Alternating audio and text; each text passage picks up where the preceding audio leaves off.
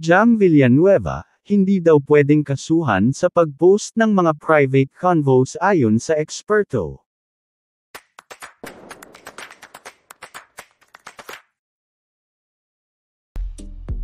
Matapos na kumalat sa mga social media platforms ang private conversation ng kapwa kapamilya artist na sina Anthony Jennings at Maris Racal dahil sa pag-post nito ng ex-girlfriend ni Anthony na si Jam Villanueva. Ayon sa eksperto, hindi daw pwedeng kasuhan si Jam sa pag-post ng private convos nina Anthony at Maris dahil tinukoon naman umano nito ang mga larawan ng dalawa sa mga ipinost nitong screenshot ng convo ng dalawa.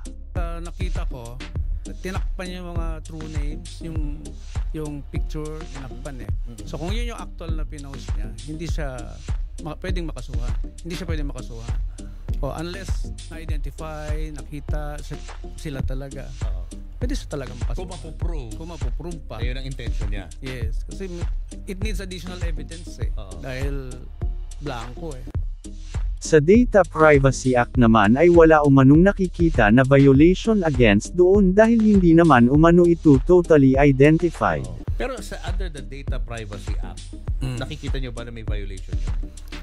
Wala akong makitang violation. Dahil hindi totally identified.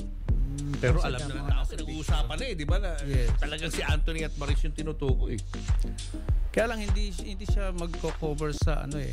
Dahil intimate yung source from intimate relationship. Ang pwede siya ma-cover ng bawsi pa rin. Kasi nga they were living in for 7 years. So kumbaga parang asawa na siya eh. Kaya meron siyang right or access sa cellphone ni Anthony di ba? Kasi kaya nakuha niya. Yung bawsi law kasi hindi lang basta para sa married eh.